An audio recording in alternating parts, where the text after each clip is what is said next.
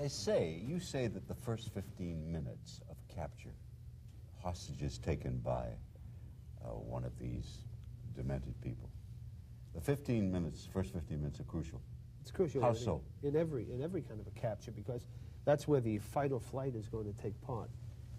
If there's a confrontation, in other words. And basically, I think when hostages are taken, they're looking for a confrontation, usually, unless it's a criminal who's trying to get away. But if you take somebody who's the loser, or the loner and loser, or the inadequate personality, or the terrorists, basically they're looking for a confrontation for the theater. And it's that first 15 minutes that if you do something that they're unable to handle, they may accidentally shoot and Looking for they want to kill somebody? No. They want a confrontation between the authorities and them.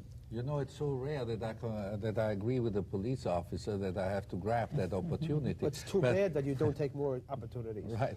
The lieutenant is absolutely right. And just because it is usually the intention of the terrorists to provoke a confrontation, it must be our tendency to defuse the situation and introduce negotiations at the earliest possible moment, and probably in the first 15 minutes. No, I have to disagree with you. I think I the knew first it was 15 coming. minutes, you have to let that defusing and let them come down off so they get out of that fight or flight situation. That's what I mean.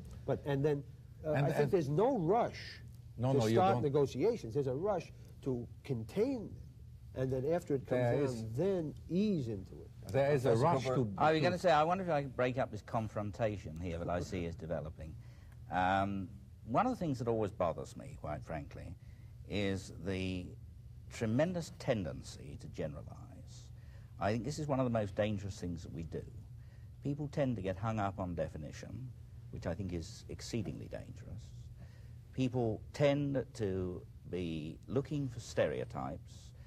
I think this is particularly one of the problems that one faces, as you know, Frank, in training police. The police are looking for a 5-line solution. You've got to give it to them in short points where on the spot, in a crisis situation, they can see what they must do with a fair degree of accuracy.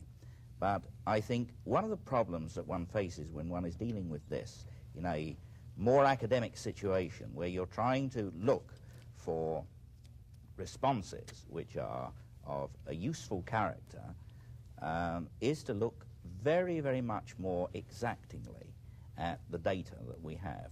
And one thing that does disturb me is the tendency that we have now to make very facile generalizations about different hostage situations, different types of... Well, we've got to build up a defense. We have to build up a police answer to these increasing number of desperation cases. I think that is very important, but what I would suggest here is that we may be building trouble for the future by giving wrong instruction on the basis of insufficient study of the phenomenon. I don't think you can tell a hostage what he has to do. We have a set of guidelines that when people say, what should you do if you're going to be taken hostage? I think the first 15 minutes, as Mr. Simon said before, is going to be an automatic response. It's going to be something that you will not have any control of. But then thereafter, we try to give you ideas, and some things, cooperation and so forth. Our experience was pretty close to what you're saying in that the terrorists themselves were psyched up when they came into the building and began shooting and hacking their way floor by floor. So I'm talking about an 8-floor building. And it was 15 or 20 minutes before they came to my floor, and I wasn't aware of what was happening. I knew there was a gunman in the building. I had gotten a call from downstairs. What it was all about, I had no idea. But apparently once they collected us and got us together, then they themselves sort of calmed down and got to their purpose. And while there was physical abuse to a certain degree, and of course there was a lot of terrorizing of us, the mental abuse and the anti-Semitism, someone who was vicious, there were also civil acts which led us to believe in our terror, in our shock, after a while, that there has to be some reasoning behind all this, although it was never explained to us. Was the abuse, you dirty Jew, you're responsible for our having no homeland? No, it was a very esoteric thing that, well, one example was he dismissed Roots, for example, and then accused Jews of being the captains of the slave ships. He was out after Cassius Clay, to use the phrase he used rather than Muhammad Ali. What had the Jews done to this special black group? How we got caught, the Jews got caught in the middle, I don't know. Well, what did they say to you? You brought the slaves. We, Yehudi, that was one example. Where all the classical anti-Semitic statements, he dug up the prodigals of the elders of Zion and junk like that. But in his anti-Semitism, everyone in the room was a Yehudi, including the 40% of us who were non-Jews, the 1/3 of the group who were blacks. And he dismissed us all. You're all Jews. That's right. And physical abuse, was that what, gun butts? Yes, but gun butts, of course, they were shooting and stabbing. And but most of this was coming up the stairs again in their rounding up of hostages.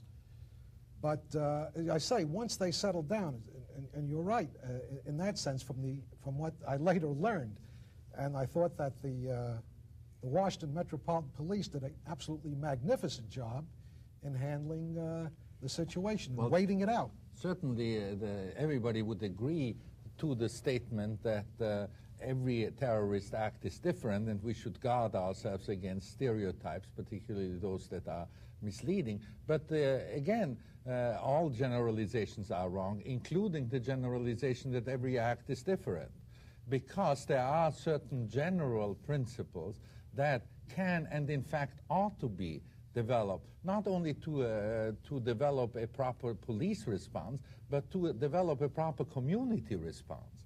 Because there's more involved. I mean, the police is just our vanguard that has a crucial role, admittedly so, and I'm not arguing that the shrinks should do the job of the cops, but we all have a place in that kind of thing, I believe. Now, this question comes to mind. Should the captive, should the hostage act differently in a political situation? You had the PLO to contend with. You had a special black anti-Muslim group. Those are political groups. Well, it's versus the individual being held up by the demented guy asking for $10 million in gold and Patty Hearst's release. I don't think there's a basic difference. There is no. One thing, though, that we learned, and it just takes 1 second. We decided, and we talked about it, is that the people that were hijacking us were very nervous. So that it took everybody some time before you became accustomed to one another and had a feel for the situation. And they were just as eager to kill us in the beginning as we didn't want to be killed. And you had to think, here's a big plane, and there are 250 people. So you had to be very careful. I think if they were eager to kill you, it would have been like Lode Airport. You'd have been dead. Because basically when they're taking you hostage, but you are ahead of the game. Well, of course, but hopefully, and that's as Dr. Cooper was saying, hopefully you cannot totally generalize. But basically, if we were going to go out there and you had the kinds of people that wanted to kill you, would be out there investigating a homicide, as opposed. So therefore, it behooves you to act as calmly as possible. Of course, it's going to be the shock, but after that initial shock wears off, you should try to remain calm and follow instructions. Absolutely, well, to the letter. If I could cut in, I think what Tony was saying, there has to be parameters, but they should be very loose and very general. We had a case where a fellow came in, and you know, he had the guns, he had knives, he had everything, and everybody wants to live. That's the main thing when you're a hostage. Everybody's a hostage who wants to live. So I think we're going to react the same way to try to do the best to preserve life. In my instance, we had a case that, again, as you say, you can't generalize. We had two of our customers, or later found out, were high on marijuana. They acted irrationally. One of the customers' hostages jumped the hold-up man while he was pointing the gun at him like that. It made no sense. I was handcuffed on the floor. I couldn't help him. Was he shot? Fortunately not. Fortunately not. The fellow Cat, Ray Olson, used tremendous restraint. That gave me hope. He could have shot him, and he didn't. And in fact, he was so unnerved by these two people who acted irrationally that he took the handcuffs off me and my assistant manager, put it on them, and told them to get out of the building. Now, there's one man in a bank with how many hostages? 10. 10. You couldn't jump. Can one man... One man with one gun can hold back 200 people. Because that gun looks like a cannon. You when he's never pointing it. recommend, you experts, to jump? No, not if you're a hostage. Brave hostages are dead hostages. Absolutely. And therefore, you know, but I want to disagree with some other thing. You know, at least once the hostage situation is established, the terrorists and the community have one common interest, and that is to keep the hostages alive, because they are through too if they are dead. You know, as long as they are alive, they have a negotiating tool, a blackmail tool, if you want to call it that way. You know, but therefore, they are not primarily interested in killing the hostages. They will not mind doing so if they have to, but primarily, they are not out to murder, they are out to trade.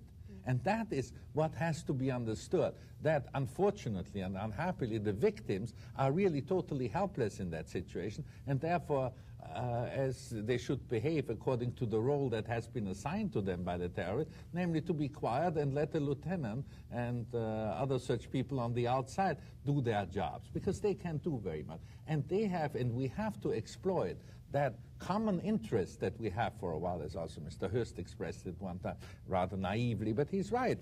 He said, I and the SLA have two things in common. We both want Patty alive. You know, because if she's not alive anymore, believed to be that in the early phases of that, you know, nobody's going to give in to their demands. I think the New York Police Department's only real policy is that the life of the hostage is the most important thing. Anything else can be replaced. You can replace property, you can replace I wish that would be the money. oath of every policeman in the country, that this is the first duty. But the Israeli philosophy is don't do business with terrorists. I mean, rush them, get them, and you'll lose some life. But you will discourage terrorism. Well, that's a wartime philosophy. And you know, as this lady correctly said, you know, it would be presumptuous for anybody to criticize Entebbe or anything in it. What I criticize, however, very strongly is the gloating over Entebbe and the mass media exploitation of that. And that is doing a great deal of damage, I'm sure, because nothing is worse than to humiliate, particularly if you then have no, you know, Idi Amin is still there. And it's doubtful whether his desires to retaliate are not stimulated by constantly making him appear like a fool. And, you know, in general, again, forgetting about Entebbe right now, not dealing specifically with that, the Israeli policy, which has been, after all, a determined policy for many, many years, has led to a tremendous rise in terrorism every place. It's a mushrooming growth industry, terrorism, and has even led to a lot of terroristic acts within Israel. Well, now, Israel has a military and a civil police, they have which a are military both the same, but their attitude toward a civil kind of hostage situation is not too different from ours. Right. In other words, they will negotiate on a civil kind of if someone held up a bank or someone was robbing a... They are in a war posture. They consider themselves in a national defense posture. Right. And I think that's why they operate that particular manner. Hold it right here. We have to pause again.